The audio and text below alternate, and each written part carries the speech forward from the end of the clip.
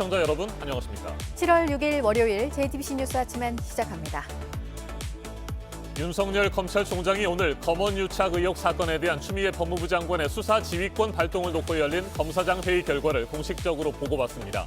지난 3일 잇따라 열린 전국 고검장, 지검장 회의에서 수사 지휘가 부당하다는 의견이 많았던 것으로 알려진 가운데 윤 총장은 이르면 오늘 회의 결과를 바탕으로 추 장관의 지휘를 수용할지 여부를 결정할 것으로 보입니다. 7월 임시국회가 시작되는 오늘 통합당이 국회 의사 일정에 복귀하기로 한 가운데 여야 대치는 이어질 것으로 보입니다. 통합당이 요구한 국정조사와 특검에 민주당은 다른 입장을 보이고 있고 공수처 출범 문제로도 갈등이 예상됩니다. 경기도 성남 탄천초등학교 1학년 남학생이 코로나19 확진 판정을 받은 데 이어 같은 학교에 다니는 그의 3학년 형도 감염된 것으로 어젯밤 확인됐습니다. 인천에서는 건강기능식품 설명회에 함께 참석했던 50대와 60대 4명이 집단 감염됐습니다. 누적 확진자가 100명을 넘어선 광주에서는 상황이 더 엄중해지면 방역 체계를 사회적 거리두기 3단계로 격상하기로 했습니다. 초등학생에 이어서 어린이집에 다니는 아이가 감염되는 첫 사례까지 나왔습니다. 모친상을 당한 안희정 전 충남지사가 어젯밤 형 집행정지로 광주교도소에서 일시 석방됐습니다. 형 집행정지 기간은 오는 9일 오후 5시까지입니다. 서울대병원 장례식장에 마련된 빈소에는 정치권 인사들의 조문이 이어지고 있습니다. 추미애 법무부 장관이 지난 2일 검언 유착 의혹 사건에 대해 수사 지휘권을 발동한 가운데 윤석열 검찰총장이 전국 검사장 회의 결과를 오늘 공식적으로 보고받을 예정입니다. 법무부와 검찰의 갈등이 이어지고 있는 상황에서 윤 총장이 어떤 결정을 언제쯤 내릴지 주목됩니다. 네, 보고를 오늘 오전까지 받은 뒤에 바로 최종 입장이 나오지는 않을 것으로 보이고요. 사안들을 종합적으로 고려해서 좀 더 시간을 두고 입장 발표를 할 것으로 전해졌는데요. 여러 시나리오들에 대한 관측이 지금 나오고 있습니다. 오선민 기자가 보도합니다. 대검찰청은 오늘 전국 고검장, 지검장 회의 결과를 취합해 윤석열 검찰총장에게 보고할 예정입니다. 지난 3일 윤 총장은 전국 검사장 회의를 잇따라 소집했습니다. 추미애 법무부 장관의 지휘권 행사에 대한 의견을 모으기 위해서입니다. 지난 2일 추 장관은 검언 유착 의혹 사건에 대한 전문 수사 자문단 소집을 중단하고 수사 독립성을 보장하라고 지휘했습니다. 서울중앙지검 수사팀이 대검찰청 등의 지휘 감독을 받지 않고 독립적으로 수사한 후 결과만 검찰총장에게 보고하도록 한 겁니다. 3일 회의에서 상당수 검사장들은 수사 자문단 소집 중단엔 동의한 것으로 알려졌습니다. 하지만 추 장관의 수사 지휘에 대해선 부당하기 때문에 재고를 요청하자는 쪽으로 의견을 모은 것으로 전해졌습니다. 윤 총장은 오늘 회의 결과를 검토한 뒤 추 장관의 수사 지휘에 대한 입장을 낼 전망입니다. 추 장관의 지휘권 행사를 전면 수용할 경우 윤 총장의 조직 장악력이 타격을 입을 것으로 보입니다. 반면 윤 총장이 일부만 수용하고 재고를 요청할 경우 추 장관과 다시 충돌할 가능성이 있습니다. 법무부가 수정된 의견은 지시 이행으로 받아들일 수 없다는 입장을 분명히 했기 때문입니다. 추 장관이 감찰 카드를 꺼낼 것이란 관측도 나옵니다. 법무부는 윤 총장의 결단을 먼저 지켜본 뒤 이후 대응 방안을 논의하겠다는 방침입니다. JTBC 오선민입니다. 미래통합당이 국회 의사 일정 전면 보이콧을 중단하고 오늘 시작되는 7월 임시국회에 복귀하기로 했습니다. 국회 정상화에 물꼬는 트인 것으로 보이지만 각종 현안마다 여야가 맞서고 있어서 진통이 적지 않을 전망입니다. 이승필 기자가 보도합니다. 통합당의 국회 복귀는 이제 안으로 들어와 싸우겠다는 뜻입니다. 국회는 민주주의의 유일한 진지입니다. 우리가 7월 국회에 참여하는 단 하나의 이유입니다. 그러면서 국정조사와 특검을 요구했습니다.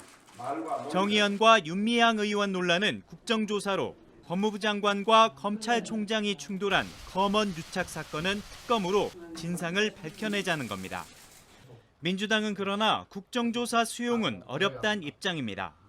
홍정민 민주당 원내대변인은 기자간담회를 열어 정의연 관련 국정조사는 수사가 진행되고 있어 국정조사 대상이 될 수 없다고 말했습니다. 다만 검언 유착 특검 요구에 대해서는 앞으로 상황을 지켜보겠다고만 했습니다. 여야는 고위공직자 범죄수사처 출범을 놓고도 신경전을 벌이고 있습니다. 민주당은 법이 정한 대로 오는 15일까지 출범시켜야 한다고 하지만 통합당은 위헌 심판이 진행 중이란 이유를 들어 그때까진 어렵다고 주장합니다. 여기에 국정원장 후보자와 통일부 장관 후보자 인사청문회까지 현안이 쌓여 있어 7월 임시국회도 난항이 예상됩니다. JTBC 이승필입니다. 경기도 성남 탄천초등학교 1학년 남학생이 코로나19 확진 판정을 받은 데 이어 같은 학교에 다니는 그의 3학년 형도 감염된 것으로 어젯밤 확인됐습니다. 인천에서는 건강기능식품 설명회에 함께 참석했던 50대와 60대 4명이 집단 감염됐습니다. 이상화 기자가 보도합니다. 경기도 성남 탄천초등학교에 다니는 형제가 차례로 확진 판정을 받았습니다. 지난 4일 먼저 1학년 동생이 발열 증상을 보여 분당구 보건소에서 검사를 받았고 어제 오전 확진 판정을 받았습니다. 특별한 증상이 없던 3학년 형도 어젯밤 코로나19 양성으로 밝혀졌습니다. 형제의 부모는 음성 판정을 받았습니다. 탄천초등학교는 오는 16일까지 전교생의 등교를 중단하고 원격 수업으로 대체하기로 했습니다. 확진 판정을 받은 1학년 동생은 지난 2일 등교한 걸로 파악됐습니다. 방역당국은 같은 날 학교에 나온 학생과 교사 207명을 모두 조사하고 있습니다. 인천에선 건강기능식품 판매 설명회에 함께 참석한 5, 60대 4명이 확진 판정을 받았습니다. 이들은 지난달 26일 열린 판매 설명회에서 과천의 다른 확진자와 접촉한 걸로 조사됐습니다. 과천 확진자는 역학조사 과정에서 동선을 제대로 밝히지 않았습니다.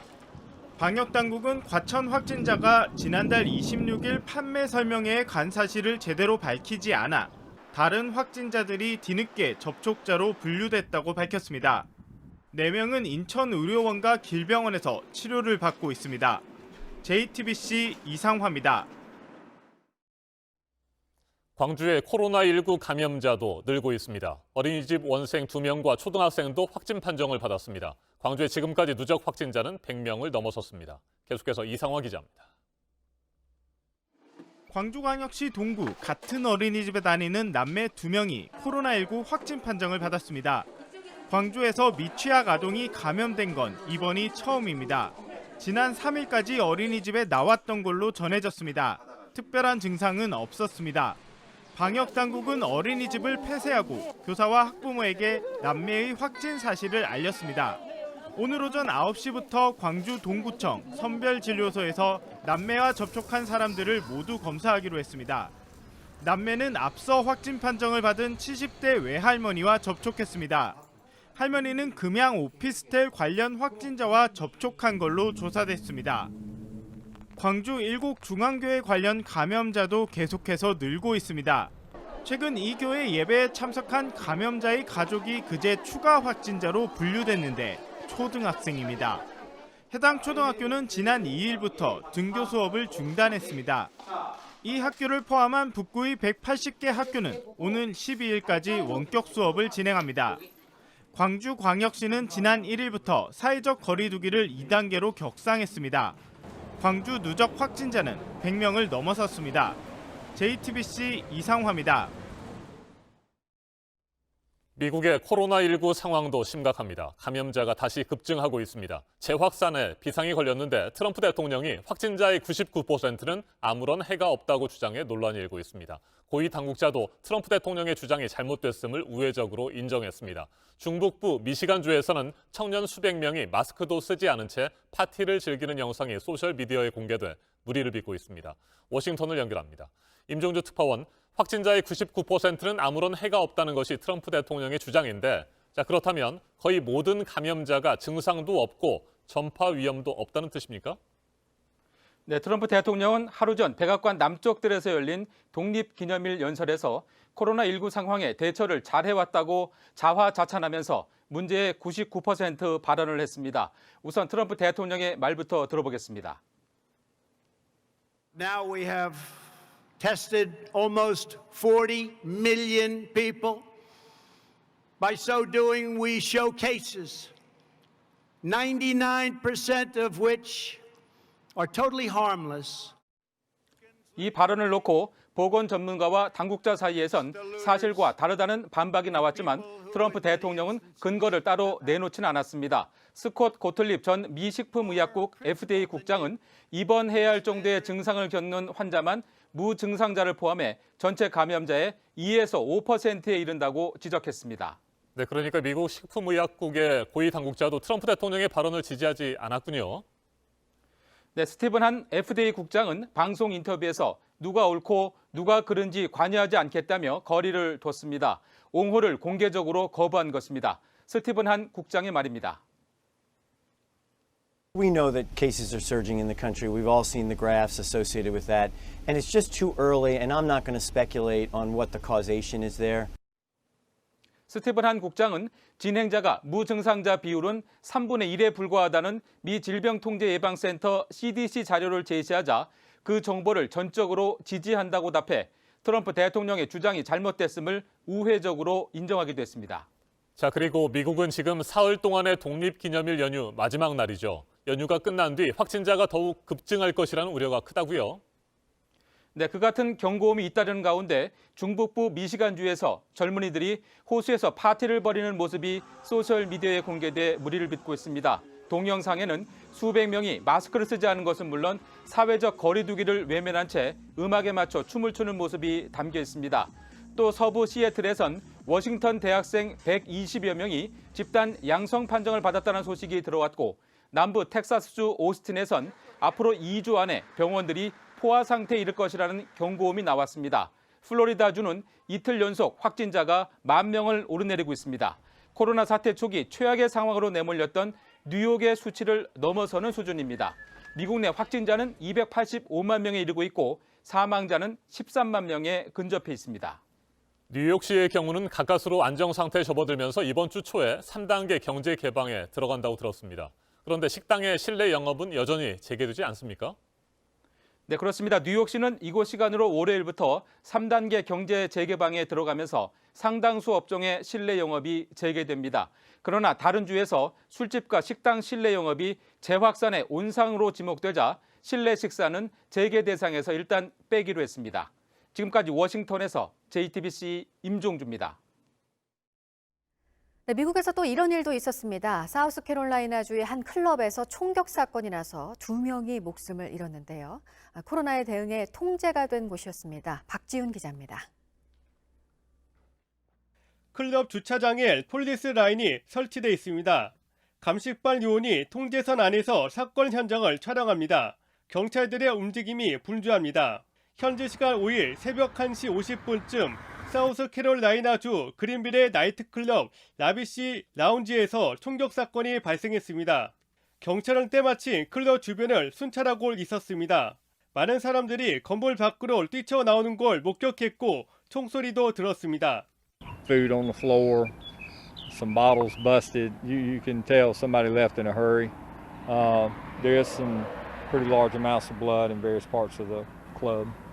2명이 사망했고 부상자 8명 중 4명이 중태로 알려졌습니다. 경찰이 용의자 2명을 쫓고 있는데 아직 체포된 사람은 없습니다. 경찰은 갱단 연루 가능성을 수사하고 있습니다. 당시 나이트클럽에선 공연도 열린 걸로 알려졌습니다. Inside the club, there's a small stage where some artist or group was performing. 클럽 측은 사우스캐롤라이나 주의 코로나19 관련 규제를 위반한 걸로 보입니다. 헨리 맥마스터 주지사는 지난 3월 50명 이상 모임을 금지했습니다. 경찰은 아주 많은 군중이 있었다, 사회적 거리두기가 안 지켜진 것은 분명하다고 밝혔습니다. JTBC 박지윤입니다. 수감돼 있는 안희정 전 충남지사가 모친 장례식에 가기 위해서 교도소 밖으로 나왔습니다. 사흘 뒤까지가 형 집행정지 기간입니다. 오선민 기자입니다. 어젯밤 11시 47분 흰 마스크를 쓰고 고개를 숙인 안희정 전 충남지사가 교도소 밖으로 나섰습니다. 광주 교도소에 수감 중인 안 전 지사가 모친 장례식에 참석하도록 임시 석방됐습니다. 안 전 지사의 형 집행정지 기간은 오는 9일 오후 5시까지입니다. 안 전 지사는 기타 중대한 사유로 인정돼 형 집행정지를 받은 것으로 전해졌습니다. 법무부는 당초 안 전 지사의 특별 귀유 조치 여부를 검토했습니다. 그런데 검찰이 형 집행정지 신청을 먼저 허가함에 따라 오늘 오전 예정됐던 귀유심사위원회는 열지 않기로 했습니다. 어제 안 전 지사의 모친상 소식이 알려지면서 정세균 국무총리와 더불어민주당 이인영 의원, 박원순 서울시장 등 정치권 인사들의 조문이 이어졌습니다. 빈소는 서울대병원에 마련됐고 발인은 내일 오전 6시입니다. 안 전 지사는 자신의 수행비서로 일하던 김지은 씨를 성폭행하고 추행한 혐의 등으로 기소됐습니다. 지난해 2월 항소심에서 법정 구속됐습니다. 같은 해 9월 대법원에서 3년 6개월의 실형을 확정받았습니다. JTBC 오선민입니다. 네, 고 최숙현 선수가 그동안 어떤 일을 당해왔는지 여러 의혹들이 잇따라 나오고 있는 상황인데요. 최숙현 선수에게 가혹행위를 한 가해자들에 대해서 징계를 내리는 자리가 오늘 있습니다. 보도국 연결해서 자세히 알아보도록 하겠습니다. 강버들 기자, 일정이 앞당겨져서 오늘 열리는 회의죠? 대한철인 3종협회가 오후 4시에 스포츠 공정위원회를 엽니다. 당초 9일 열려던 걸 앞당긴 건데 이 협회는 가해자로 지목된 경주시청 감독과 선수 2명에게 출석을 요구했습니다. 현재 최숙현 선수 사건은 대구지검에서 조사 중이지만 이 공정위원회 규정상 형사사건 유죄와 무관하게 또는 조사 중에라도 징계 사유가 인정되면 징계 처분을 내릴 수 있습니다. 폭력 수위가 심각하다면 영구 제명 조치까지 할 수 있습니다. 감독 등은 폭력 사실 등을 부인하고 있는데요. 협회가 이들의 진술과 최 선수가 남긴 녹취 등 자료를 어떻게 판단하는지에 따라서 징계 수위가 결정될 것으로 보입니다. 오전에는 국회에서도 관련 일정이 있습니다. 문화체육관광위원회가 긴급 현안 질의를 열고요. 선수들의 기자회견도 있습니다. 이 기자회견에는 최숙현 선수가 가해를 당하는 걸 모습을 봤거나 혹은 직접 피해를 입은 선수들이 참여합니다. 네, 앞서 부산항 감천부두에 들어오는 화물선에서 확진자가 무더기로 나와서 이 항만 방역에 대한 목소리가 컸었습니다. 오늘부터 강화가 된다고 하는데 어떻게 달라지는 건가요? 배에서 내리는 선원은 건강 상태나 하선 목적과 상관없이 모두 검사를 받아야 합니다. 그동안은 검역 절차를 거쳐 검역증을 받으면 배에서 내릴 수 있고 검사는 기침이나 발열 등 뚜렷한 증상이 있을 때만 받도록 돼 있었습니다. 그런데 지난달 23일 부산 감청항에 입항한 뒤 전자 검역까지 받은 러시아 선박에서 확진자 19명이 나왔습니다. 또 검역을 받았다는 것만 믿고 배에 올라서 물건을 싣거나 내리는 일을 한 우리 항만 노동자들 160여 명도 검사를 받고 격리돼야 했습니다. 결국 하선 선원 전수 검사를 하기로 한 정부는 승선 작업자와 선원들이 접촉하지 않아야 한다는 원칙도 밝혔고요. 작업 중 마스크 착용 등 방역 수칙도 지켜야 한다고 강조했습니다. 이 밖에 새로 들어온 소식은 8시 이후 연결해서 다시 전해드리겠습니다. 지금까지 아침엔 지금 JTBC 강버들입니다. 이번에는 오늘 아침 체크해봐야 할 뉴스들을 분야별로 살펴보겠습니다. 먼저 정치 분야입니다. 당정청 고위 관계자들이 어제 저녁 서울 삼청동 총리공관에서 비공개 협의회를 열고 부동산 관련 추가 대책을 빨리 마련하기로 의견을 모은 것으로 알려졌습니다. 정부의 6.17 대책에도 부동산 시장이 불안정한 모습을 보이고 있고 정부 고위 인사들의 다주택 보유에 대한 비판이 거세지자 대책 마련에 나섰다는 분석입니다. 미래통합당 주호영 원내대표가 최근 보수 진영의 차기 대선 주자로 거론되고 있는 윤석열 검찰총장에 대해 정치를 하지 않을 것이라는 견해를 밝혔습니다. 어제 기자간담회에서 주 대표는 검찰 영역과 정치 영역은 다르다며 경험이 없는 윤 총장이 정치를 한다고 해도 잘한다는 보장이 없다고 선을 그었습니다.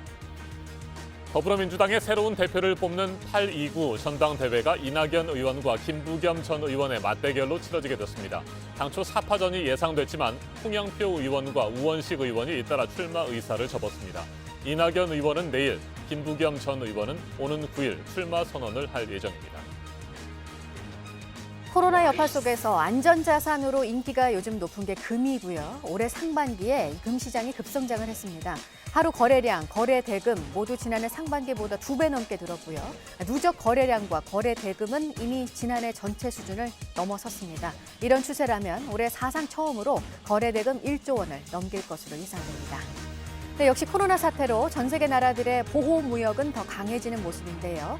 주요 나라들이 우리나라에 대해서 수입 규제 조사를 시작한 건수가 올해 상반기에 지난해 상반기보다 4건 늘어난 23건으로 나타났습니다. 반덤핑, 긴급 수입 제한 같은 각국의 수입 규제 조치는 경기 회복이 늦어질수록 강화될 것으로 보입니다. 올해 2분기 국적항공사 9곳의 국제선 승객이 지난해 같은 기간에 비해서 98% 가까이 급감했습니다. 국내선까지 합하면 76%가량 줄었습니다. 올 하반기에 국제선 매출 피해 규모는 8조 8천억 원을 넘어설 것으로 전망이 됐습니다. 계속해서 사회분야 뉴스입니다. 어제 오후 6시쯤 울산시 태화강에서 물놀이를 하던 9살 초등학생이 물에 빠져 숨졌습니다. 또래 2명과 함께 물놀이를 하다가 변을 당했습니다. 경찰이 정확한 사고 경위를 조사하고 있습니다. 어제 오후 인천 실미도를 찾은 몽골인 관광객 9명이 갑자기 불어난 물에 고립됐다가 해경에 구조됐습니다. 실미도는 바닷물이 빠지면 하루 2차례 인근 무의도에서 걸어 들어갈 수 있는데 최근 밀물 때 방문객들이 섬에 갇히는 사고가 자주 발생해 해경이 순찰을 강화하고 있습니다. 택시가 구급차를 막아서는 바람에 응급 환자가 숨졌다며 택시기사를 처벌해달라는 내용의 청와대 국민청원에 53만 명 넘는 사람이 동의했습니다. 택시기사를 엄벌해야 한다는 목소리가 커지자 경찰이 강력팀을 투입해 이 사건을 수사하고 있습니다. 멸종 위기종 붉은 바다 거북 사체가 경북 포항 해변에서 발견이 됐는데요. 부패가 심하지 않은 상태였습니다. 국립해양생물자원관으로 옮겨졌습니다. 옛 선경직물 공장터에 산업사 전시관이 들어섭니다. 경기도 수원시가 SK와 협약을 맺었습니다. 방직기 등을 전시하는 공간으로 올해 말 시민들에 공개할 예정입니다. 문학 작품 속의 장소를 전문가의 해설과 함께 돌아보는 서울 문학기행 행사가 열립니다. 매주 토요일이고 오는 10월 초까지입니다. 오늘부터 온라인으로 신청을 받습니다. 네, 역대 최대 규모의 3차 추경 오늘부터 풀립니다. 35조 1천억 원 규모 가운데 앞으로 석 달 안에 4분의 3을 집행한다는 게 정부 계획입니다. 아동 성착취물 사이트 웰컴 투 비디오를 운영한 손정우의 미국 송환 여부가 오늘 결정이 됩니다. 범죄인 인도 심사 마지막 신문기일이 오늘 진행이 됩니다. 청년, 신혼부부 등을 위한 행복주택 청약 접수가 오늘부터 시작이 됩니다. 위례를 포함해서 전국 15곳에서 6천여 가구가 이번에 공급이 됩니다. 다음 주 수요일까지 신청을 받습니다. 분야별 뉴스들 체크해드렸습니다. 날씨도 체크해드립니다. 오늘 전국에 구름이 많고 덥겠습니다. 내륙 곳곳에는 소나기가 오는 곳도 있겠습니다. 남해안과 제주도를 중심으로 장맛비가 내리겠습니다. 제주도에 30에서 80mm, 전남과 경남에는 5에서 20mm의 비가 내릴 것으로 예상됩니다. 금요일 오후부터는 전국에 다시 장맛비가 시작돼 다음 주까지 길게 이어지겠습니다. 현재 기온은 서울 22도, 대전과 광주 21도, 부산 22도로 어제와 비슷합니다. 낮 최고 기온은 서울과 대전 30도, 광주 28도, 대구 29도로 어제보다 조금 높겠습니다.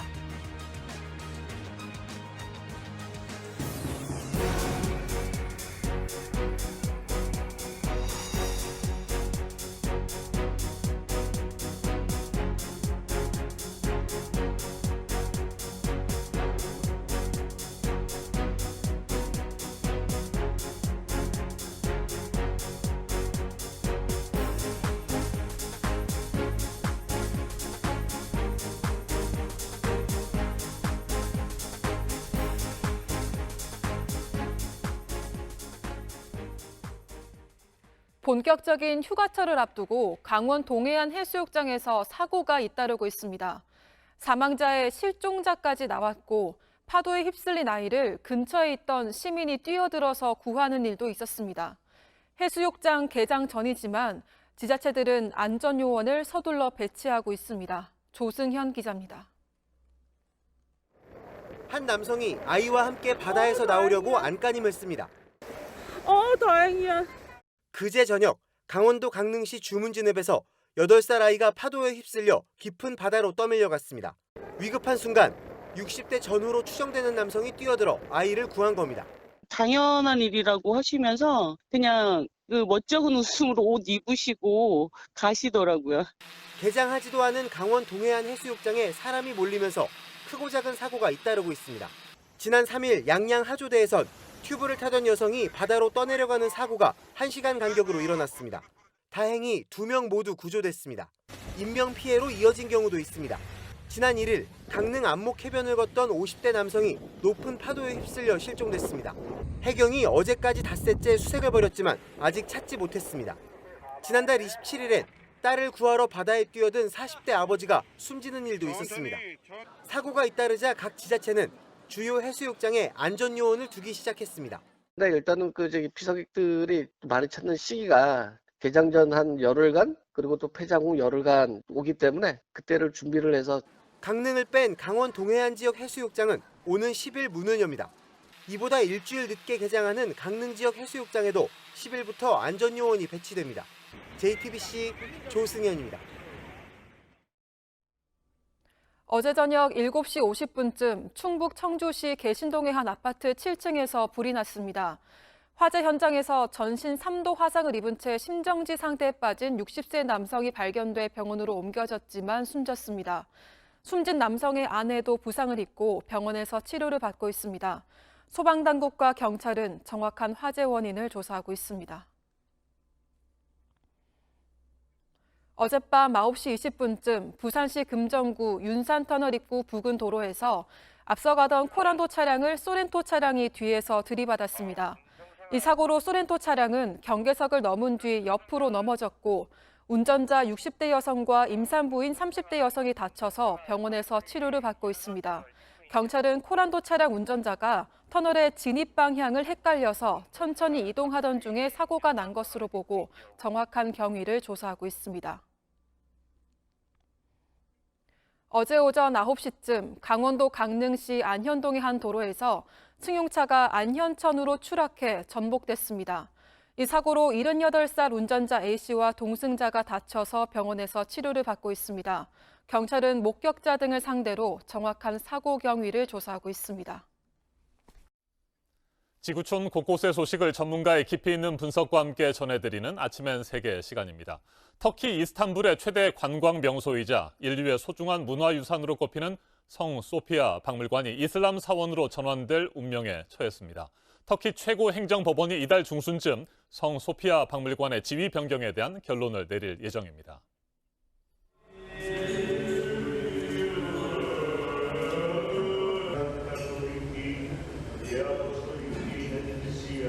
솔로몬이여, 내가 그대를 이겼노라. 서기 537년 동로마 제국 황제 유스티니아누스 1세가 성 소피아 성당을 완공한 직후 그 아름다움이 솔로몬이 지은 성전을 능가한다면서 외친 말입니다. 이후 성 소피아 성당은 약 900년 동안 기독교 정교회 총본산이 됐습니다. 그런데 1453년 오스만 제국 술탄 메흐메트 2세가 동로마 제국을 멸망시키면서 성 소피아 성당은 이슬람 사원으로 개조됐습니다. 그리고 그로부터 또 500년가량이 흐른 뒤 오스만 제국이 무너지고 터키 공화국이 들어서면서 성 소피아 성당은 다시 변화를 맞았습니다. 터키 공화국의 초대 대통령이 1934년 성 소피아를 두 종교가 공존하는 박물관으로 바꾼 겁니다. 이후 성 소피아 박물관은 터키 이스탄불을 상징하는 랜드마크이자 연간 약 400만 명이 방문하는 터키 최고의 관광 명소로 거듭났습니다. 오바마 전 미국 대통령을 비롯해 각국 정상들과 교황의 방문도 이어졌습니다.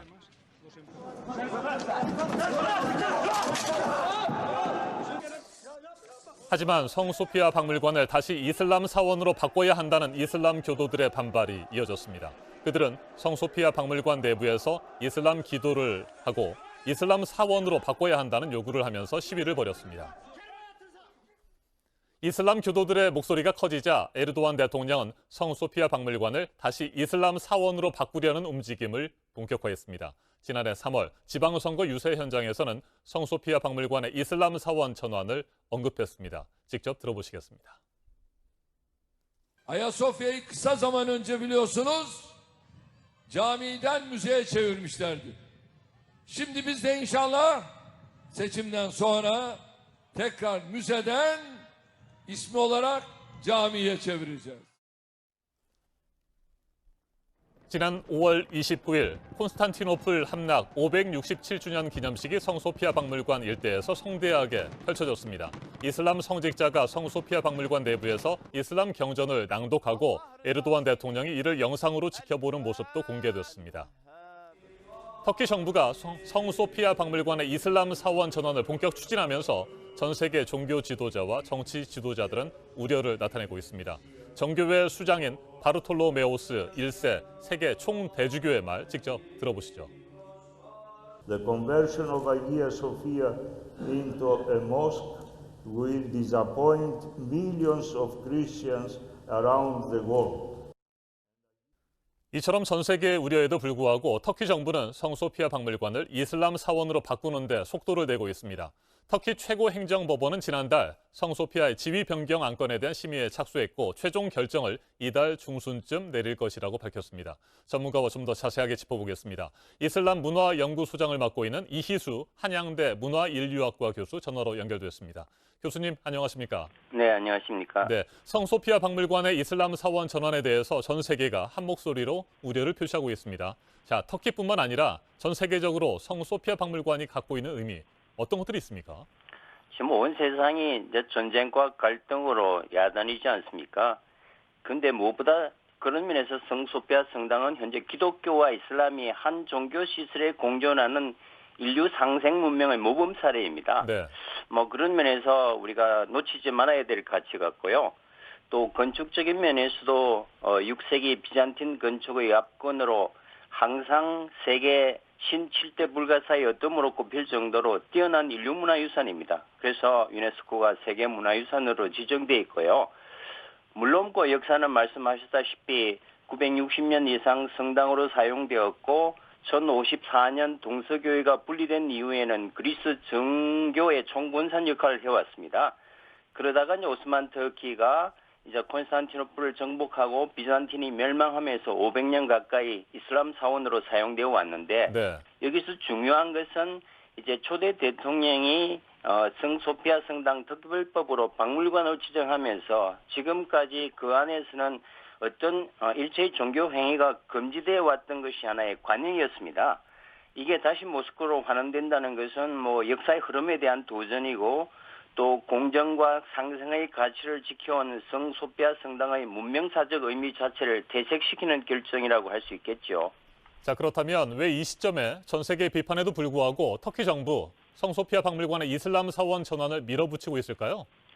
현재 터키는 이슬람 정당 출신의 그 레셉 에르도안 대통령이 이제 18년 장기 집권하면서 뭐 갈수록 이슬람화 성향이 강해지고 있습니다. 그 결과 친서방 정책을 전통적으로 추구하던 터키 정부가 최근 미국은 물론 이웃 그리스와 유럽 국가의 관계도 최악을 치닫고 있습니다. 이제 설상가상으로 이제 시리아 내전에 개입해서 지금 약 450만 명의 시리아 난민을 끌어안고 있고 최근에는 리비아 내전에까지 개입하면서 군대를 파병하고 있습니다. 뭔가 하면 경제적으로 엄청난 부담을 안고 있고 이런 잘못된 개입 정책과 또 설상가상으로 코로나 팬데믹 사태의 장기화에 따라서 이 관광에 차지하는 비용이 큰데 관광객이 급감하고 경제는 가중으로 이제 지지계층을 묶어두고 정치적 비판을 잠재우려는 국내 정치적 계산이 강하게 깔려 있다고 볼 수 있습니다. 네, 터키의 군부 쿠데타 진압 4주년이 되는 날이 오는 15일이잖아요. 이날 터키 법원이 결론을 낼 것이다. 뭐 이런 전망이 나오고 있는데 이 문제에 대해서 터키 현재 여론은 어떤지 궁금하고요. 터키 정부는 어떤 선택을 하게 될지도 궁금합니다. 뭐 현재 최고행정법원의 심의는 끝났고요. 네. 결론은 나 있는데 공표를 15일 이내에 하게 되기 때문에 아마 15일 전으로 나올 것 같습니다. 현재 뭐 일부 야당과 오피니언 리더들이 반대하고 있지만 터키 국민 대다수는 모스크로의 환원 결정은 터키 주권 문제이고 또 국내 문제이기 때문에 서구의 간섭이 부당하고 잘못되었다는 입장이 지금 다수 여론인 것 같습니다. 물론 성소피아 모스크 전환 문제는 행정소송 심의 결과에 따라서 우리가 결정 나겠지만 네. 현재 지구촌 전체의 반대 여론이 워낙 높은 상황에서 모스크 전환은 단계적으로 수위 조정을 할 것 같습니다. 터키 정부가. 다만 성소피아 성당이 터키 고유한 유산이라는 점을 보여주고 또 국내 여론을 의식해서 성소피아 성당 내에서 예배를 진행하면서도 부분적으로 종교의식을 행할 가능성은 매우 커 보입니다.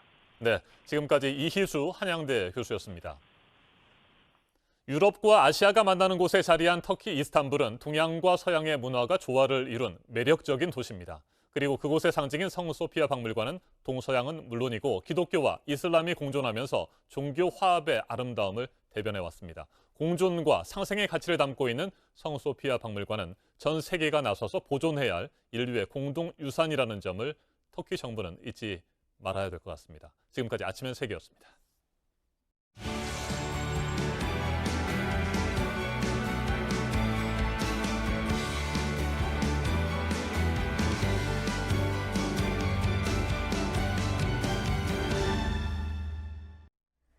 네, 월요일 아침입니다. 8시 5분 지나고 있습니다. 고 최숙현 선수. 가해자들에 대한 징계는 어떻게 내려질지 대한철인 3종협회 회의가 오늘 예정돼 있고요. 그리고 가혹행위에 대한 목격자들 또 추가 피해자들의 기자회견도 오늘 있습니다. 의혹들은 잇따라 나오고 있습니다. 최숙현 선수의 심각한 부상이 3년 동안 방치됐다는 의혹도 있습니다. 윤두열 기자가 보도합니다. 올해 초 최숙현 선수가 옮긴 부산시 체육회 박찬호 감독은 최 선수의 몸 상태를 보고 깜짝 놀랐습니다. 어깨 부상이 심각했던 겁니다. 3년 전 사이클을 타다 입은 부상이라고 했습니다. 전문의는 수술이 필요하다는 의견을 냈지만 경주시청 감독은 별것 아니라는 반응을 보였다고도 했습니다. 정 감독은 단지 이게 단순 탈골이다, 재활하면 된다 이렇게 이야기를 저한테 했고, 박 감독은 특히 미국 의사 면허증까지 있다고 한 팀 닥터가 이걸 몰랐다는 게 제일 이상하다고 했습니다. 이번 사건 이후 의사는커녕 물리치료사 자격증도 없다는 이야기를 듣고 나서야 의문이 풀렸습니다. 수술시켜서 회복시키고 하면 얘가 훨씬 더 잘할 수 있는데 그런 것들도 조치 안 하고 뭐 이렇게 왔다는 게. 감독과 팀 닥터, 선배 등 최숙현 선수가 고소한 4명에 대한 범죄 사실을 확인한 경찰은 지난달 29일 이들을 기소 의견으로 검찰에 송치했습니다. 특히 경찰은 경주시청 김모 감독이 지난 2016년 최숙현 선수가 고3일 때에도 폭행한 정황을 파악해 아동학대 혐의도 추가했습니다. JTBC 윤두열입니다. 네, 코로나로 힘들어진 기업들이 그래도 직원들을 그대로 가지고 가도록 정부가 지원을 하고 있는데요. 지원금을 이렇게 쓴 회사가 있습니다. 회사가 부정수급을 한 게 사실이면 받은 돈의 최고 5배까지 뱉어내야 합니다. 이자연 기자입니다. 유명 결혼정보 회사에 다니던 한 직원은 지난 3월 상사로부터 유급휴직에 들어가라는 말을 들었습니다. 코로나로 회사 상황이 안 좋아지면서 회사가 직원들이 한 달간 유급휴직을 하는 조건으로 정부로부터 고용유지 지원금을 받았다는 겁니다. 그러면서 조건을 붙였습니다. 한 달 중 2주는 나와서 일하라는 겁니다. 한 달 중에 2주는 출근할 거고 2주는 휴직을 할 건데 2주 이제 팀끼리 상의를 해서 언제 나올 건지 그거를 계획을 해가지고 자기한테 보내달라.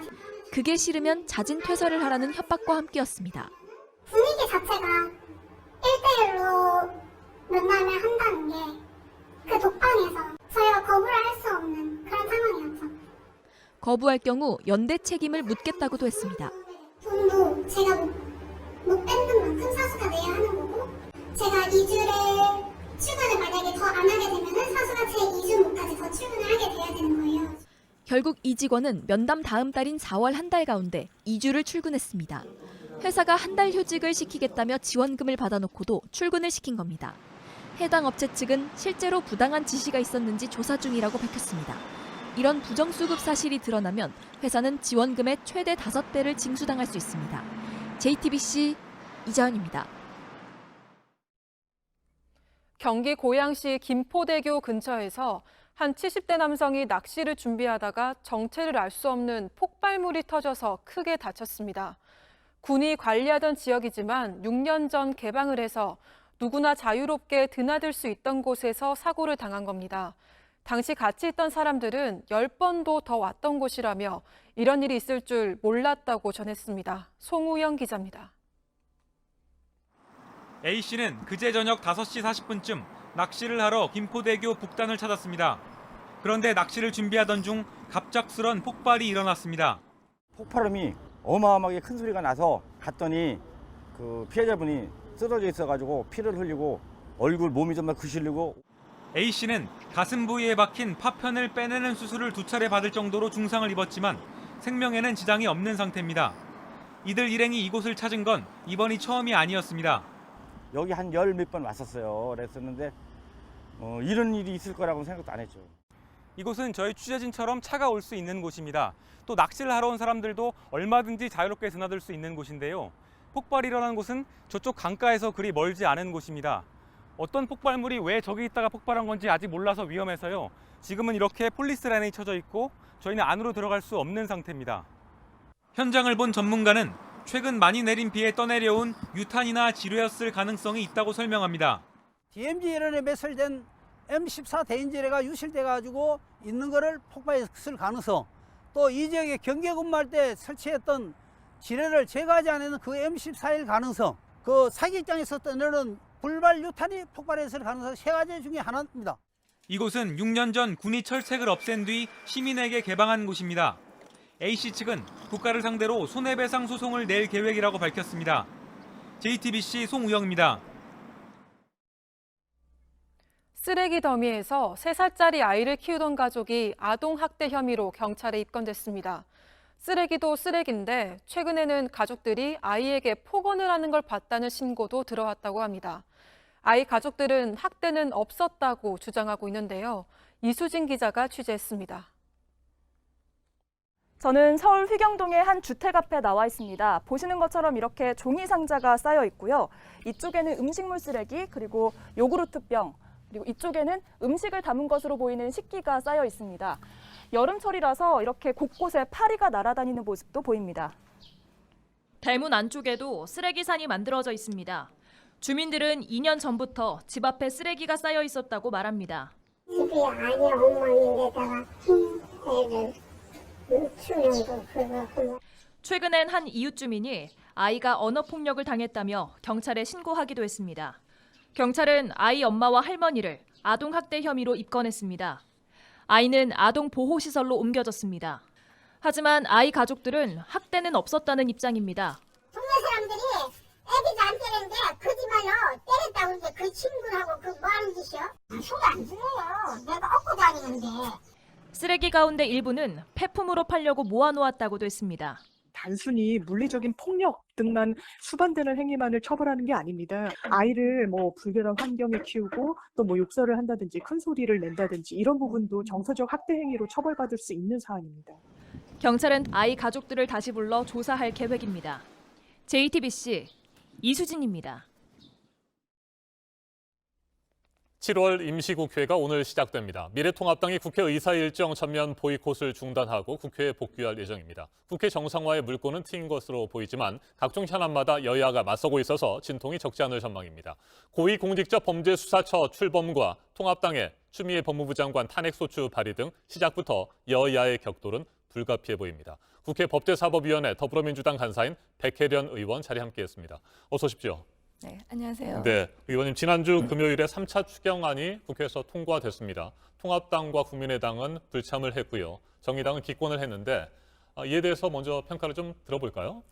일단 미래통합당에서 뭐 졸속 추경이니 이렇게 비판들을 하시는데요. 일단 추경에 참여를 하시라고 하셨음에도 불구하고 네. 참여하지 않으셨습니다. 수업을 듣지 않은 학생이 이 수업이 좋다 나쁘다 평가할 수 없는 것처럼 미래통합당에서 먼저 이 추경안에 대해서 비판할 자격이 없다고 생각되고요. 이번 추경은 무엇보다도 집행 시기가 굉장히 중요한 추경입니다.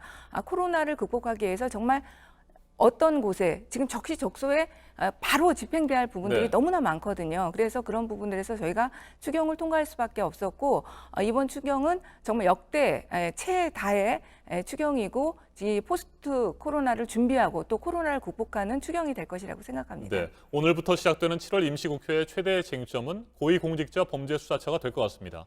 법정 출범 시한이 15일이잖아요. 네. 지금 통합당에서는 반대를 하고 있는데 어떻게 해서든지 15일 출범 시한을 맞출 생각이십니까? 저희는 최대한 노력한다는 것입니다. 지금 일단은 지난주 금요일 날 공수처 추천위원 추천을 위한 위원회가 구성이 됐습니다. 그래서 일단 저희 당 몫에 추천위원을 이번 주 안으로 추천할 생각이고요. 그렇게 된다면은 공수처 추천위원회에는 출범 가능한 5명의 인원이 되게 됩니다. 그러면 공수처 추천위원회를 먼저 출범시키고 최대한 미래통합당을 설득해서 15일까지 출범할 수 있도록 노력한다는 것을 최대한의 목표로 잡고 있습니다. 네, 현재 헌법재판소에서 공수처법에 대한 위헌 심판이 진행되고 있는 상태잖아요. 통합당이 위헌 심판을 제기를 했고요. 이 부분에 대해서 민주당은 어떻게 생각하세요? 확실하게 입장이 정리가 됐습니까? 그럼요. 네. 이 공수처의 이원 부분은요, 지난번에 이 법을 통과하는 과정에서 그리고 패스트 트랙을 거치면서 모두 이미 저는 결정이 났다고 생각합니다. 네. 그런 부분들에 대해서 미래통일직이 헌법 소원을 제기한 거거든요. 네. 각 의원들이. 이렇게까지 하는 것은 정말 시간 끌기용이고 국민들을 호도하는 헌법 소원이라고 생각합니다. 그래서 그 부분들에 대해서는 지금 또 그 결과를 기다리겠다고 하는 것은 정말 공수처를 하지 않겠다는 의지의 피력이고 이번 총선 결과에 대한 반기를 드는 것이라고 생각합니다. 네. 통합당이 계속해서 반대를 한다고 하면 법을 개정해서라도 반드시 시한 안에 출범을 시키겠다라고 하는 게 민주당의 입장이잖아요. 구체적으로 법 개정을 어떻게 하실 생각이세요? 지금 법 개정은요, 7월 네. 15일 날 지나면 바로 하겠다는 것은 아니고요. 네. 최대한 미래통합당을 설득하고 할 수 있는 부분만큼, 또 국회에 지금 들어오신다고 네. 하니까요. 원내대표들끼리 또 만나서 대화를 하시고 어떤 일정으로 갈 것인지 그런 부분들의 얘기가 나올 거 아닙니까? 그런 부분들을 보고 최후의 수단으로 결국 공수처를 하지 않겠다는 미래통합당의 의사가 분명하게 나온다고 한다면 저희들로서도 그 법 개정을 고려할 수밖에 없다는 그런 말씀입니다. 네. 초대 공수처장은 어떤 인물이 돼야 한다고 생각하시는지 궁금하고요. 구체적으로 뭐 여러 명이 좀 검토가 되고 있습니까? 지금 공수처장과 관련해서는 여러 가지 자질이 필요하겠지만은 무엇보다도 국민들에게 신망을 얻을 수 있고 정치적 중립성과 독립성을 지킬 수 있는 인물이 돼야 한다고 생각합니다.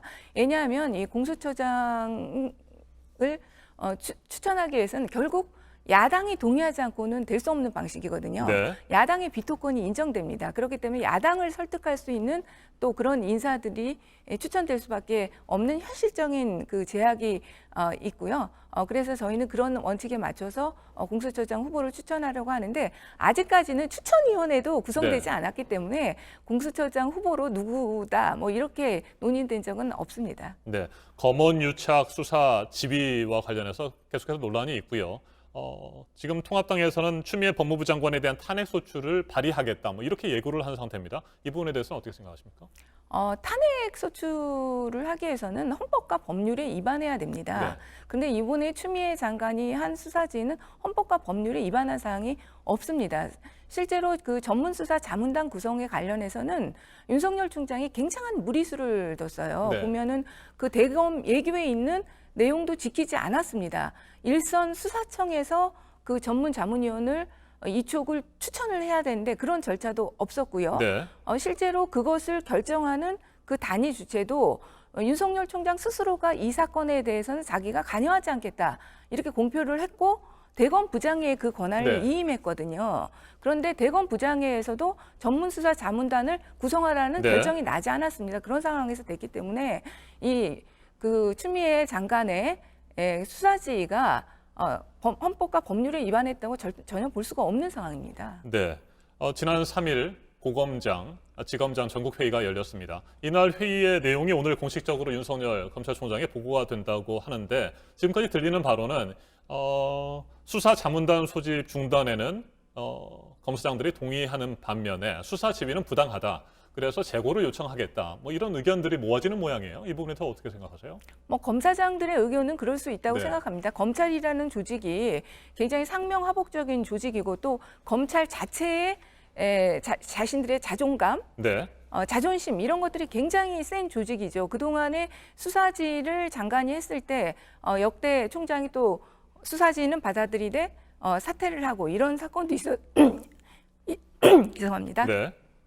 있었고요. 수사지를 할 때마다 그것을 순순히 받아들였던 적은 없습니다. 그렇기 때문에 당연히 예상할 수 있었던 수순으로 보이고요. 그러나 그 건의가 과연 올바른 것인가 그 점에서는 그렇지 않다고 좀 말씀드리고 싶습니다.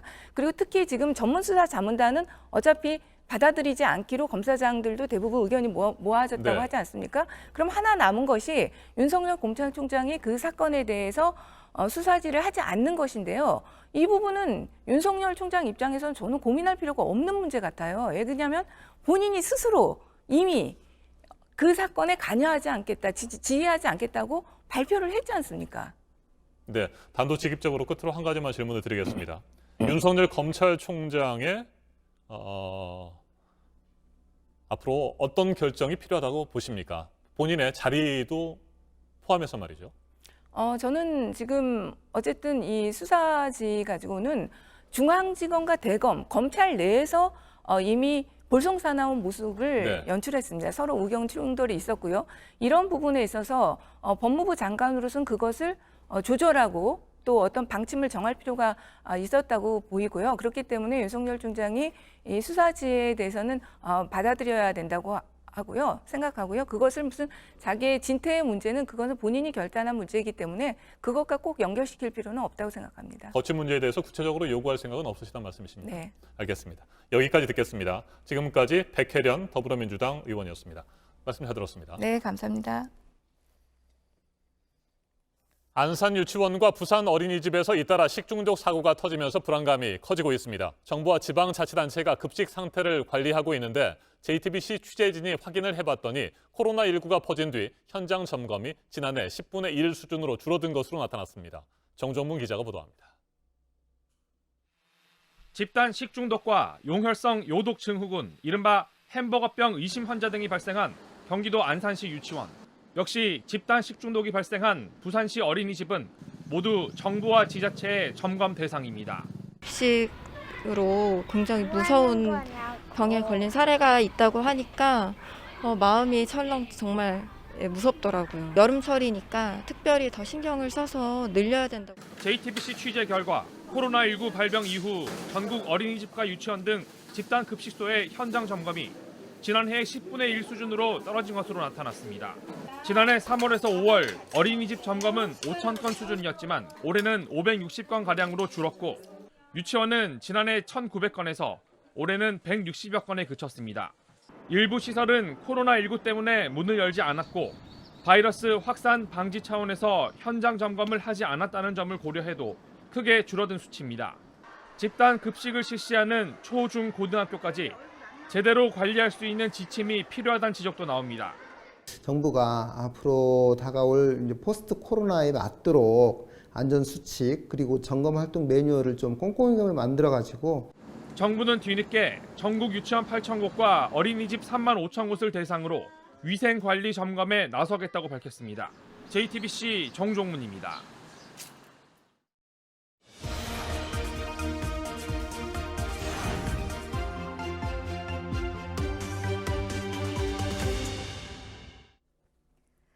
네, 몸짓, 손짓 하나에도 전 세계 팬들의 관심이 집중되는 K-팝 스타들이죠. 때문에 이들이 보여주는 우리 고유의 옷, 또 우리 고유의 음악은 시선을 집중시킵니다. 그야말로 아름다울 수밖에 없는 색다른 시도들에 팬들도 열광하고 있는데요. 지금부터 보시죠. 네, 먼저 얼마 전 나온 신곡의 뮤직비디오가 역대급 신기록을 세우고 있는 블랙핑크입니다. 1억 뷰에 32시간, 2억 뷰를 넘어서는데 일주일밖에 안 걸린 이 뮤직비디오여서 또 하나 관심을 끈 건 바로 이 의상이었는데요. 한복의 저고리나 두루마기를 새롭게 변형해서 이렇게 소화를 했는데 화려한 퍼포먼스와 딱 맞아 떨어져서 해외 팬들의 눈이 커졌습니다. It's pretty cute. And it's probably my favorite outfits. Is that some type of like hanbok? But like, make it. Oh my god. 네, 이 한복을 만든 업체의 구매 문의도 이어지고 있다고 하는데요. 또 한 번 한복을 보는 세계의 눈을 달라지게 만들었습니다. 네, 임금의 행차를 알리는 가락이 울려 퍼지면서 시작하는 이 노래. 방탄소년단 멤버 슈가의 솔로곡으로 노래 제목도 조선시대 행진 음악인 대취탑입니다. 태평소, 꽹가리, 우리 악기 연주와 힙합 비트가 어우러지는 건 물론이고요. 조선의 궁궐과 저작거리가 뮤직비디오의 배경입니다. 빌보드 메인 싱글 차트 그리고 앨범 차트에 우리 가수로 동시에 처음으로 올라갈 정도로 지금 사랑을 받고 있는데 그 힘을 또 보여주는 게요. 국립국악원에 4년 전에 올라왔던 이 대취타 음원을 소개하는 영상이 지금 조회수가 19만 뷰입니다. 그래서 최근에 이렇게 영어 자막까지 넣게 됐다고 하는데요. 이전 노래에서도 국악을 알리고자 했던 방탄소년단이었습니다. 얼쑤라는 노래 속 추임새도 떠오르죠. 부채춤, 공상탈춤 같은 우리 전통춤들을 무대에 올려서 옛것을 새로운 것으로 만들었습니다. 부르는 노래뿐만이 아니라 전통적인 한국의 문화까지 전 세계에 전하고 있는 주역들. 다음에 또 어떤 우리 고유의 색을 보여줄지 아마 고민을 하고 있겠죠? 아침엔 라이프였습니다. 네, 오늘 아침에 새로 들어온 소식 다시 한번 볼까요? 트럼프 미국 대통령이 대규모 유세를 오는 주말에 또 합니다. 코로나 감염에 대한 우려를 다시 해야 하게 됐습니다. 보도국 연결하겠습니다. 강버들 기자, 얼마 전에 트럼프 대통령이 이 마스크에 대한 태도를 바꿨었죠. 이번 유세에서는 마스크를 쓰라고 캠프 측에서 얘기를 하고 있다고요? 예, 트럼프 대통령 측은 현지 시간 11일 뉴햄프셔주 포츠머스 국제공항에서 5교의 유세를 연다고 밝혔습니다. 캠프 대변인은 많은 애국자들이 집회에 와서 세계에서 역사상 가장 위대한 나라인 미국을 기리길 고대한다는 내용의 성명을 냈습니다. 예, 하지만 미국의 코로나19 재확산세가 심상치 않아서 유세를 통해 코로나19 전파가 벌어지지 않을까 우려의 목소리도 큽니다. 예, 지난달 20일 오클라호마주 털사 유세 이후 캠프 관계자 6명이 확진되기도 했습니다. 예, 그래서 이번에는 캠프 측이 마스크 착용을 권장하고 있습니다. 또 유세에 오는 사람들에게 손세정제와 마스크를 나눠줄 계획이라고 합니다. 한편 미국의 한 코로나19 사망자의 이야기가 뒤늦게 알려졌는데 9.11 테러에서도 살아남았던 스티븐 쿠퍼라는 남성입니다. 지금 보시는 사진이 2001년 9월 11일 무너지는 미국 뉴욕의 세계 무역센터 빌딩을 피해 시민들이 달리는 모습입니다. 이 사진 맨 왼쪽 서류 가방을 들고 있는 게 바로 쿠퍼입니다. 쿠퍼는 사진을 지갑에 넣어 다니며 만나는 사람에게 자랑스럽게 보여줬다는데 결국 코로나19에 걸려 지난 3월 79세의 나이로 사망했습니다. 네. 그리고 이 코로나19와 관련해서 전 세계 과학자 200여 명이 그 세계보건기구에 촉구한 내용이 있다고 하는데 공기 감염 가능성을 또 말을 했네요. 예, WHO에 보낸 공개 서한에서 전 세계 32개국 과학자 239명이 이런 주장을 했습니다. 에어로졸 같은 작은 입자들을 통해 호흡할 때 공기 감염되는 증거들이 있기 때문에 손 씻기 등에 집중된 방역 수칙을 수정해야 한다는 겁니다. 에어로졸은 지름이 1미크론, 100만 분의 1m에 불과한 고체 또는 액체 밀입자입니다. 세계보건기구는 오랫동안 코로나19가 주로 큰 호흡기 비만에 의해 감염된다는 주장을 고수해왔습니다. 공기 감염 가능성을 제시한 과학자들은 이번 주 과학저널에 이 같은 공개 서한을 게재할 계획이라고 했습니다. 지금까지 아침엔 지금 JTBC 강버들입니다. 오늘 전국에 구름이 많고 낮 기온이 30도 안팎으로 오르면서 덥겠습니다. 남해안과 제주도를 중심으로는 장맛비가 내리겠습니다. 제주도에는 30에서 80mm, 전남과 경남에는 5에서 20mm의 비가 예상됩니다. 서울을 포함한 내륙 곳곳에는 소나기가 오는 곳도 있겠습니다. 낮 최고 기온은 서울과 대전 30도, 광주 28도, 대구 29도로 어제보다 조금 높겠습니다. 이번 주 금요일 오후부터는 전국에 다시 장맛비가 내리겠습니다. 비는 다음 주까지 길게 이어지겠습니다. 아침엔 뉴스워치, 오늘 하루 관심을 가지고 지켜봐야 할, 기억해야 할 뉴스 끝으로 정리해드립니다. 윤석열 검찰총장이 오늘 검언 유착 의혹 사건에 대한 추미애 법무부 장관의 수사 지휘권 발동을 놓고 열린 검사장 회의 결과를 공식적으로 보고받습니다. 지난 3일 잇따라 열린 전국 고검장, 지검장 회의에서 수사 지휘가 부당하다는 의견이 많았던 것으로 알려진 가운데 윤 총장은 이르면 오늘 회의 결과를 바탕으로 수 장관의 지휘를 수용할지 여부를 결정할 것으로 보입니다. 통합당이 오늘부터 국회 본회의와 상임위원회에 참석해서 원내투쟁을 본격화하기로 한 가운데 국정조사, 특검, 또 공수처 문제를 두고 민주당과 충돌이 이어질 것으로 보입니다. 7월 임시국회 의사 일정을 놓고 두 당의 원내수석 부대표 간 만남이 오늘 있을 예정입니다. 경기도 성남 탄천초등학교 1학년 남학생이 코로나19 확진 판정을 받은 데 이어 같은 학교에 다니는 그의 3학년 형도 감염된 것으로 어젯밤 확인됐습니다. 인천에서는 건강기능식품 설명회에 함께 참석했던 50대와 60대 4명이 집단 감염됐습니다. 광주의 어린이집 원생 남매 2명과 초등학생도 확진 판정을 받았습니다. 안희정 전 충남지사가 모친 장례식에 참석하기 위해서 어젯밤 교도소에서 나왔습니다. 사흘 뒤까지가 형 집행정지 기간입니다. 오늘 전해드릴 소식은 여기까지입니다. 이상으로 JTBC 뉴스 아침엔 월요일 순서 모두 마치겠습니다. 건강한 하루 보내시기 바랍니다. 고맙습니다.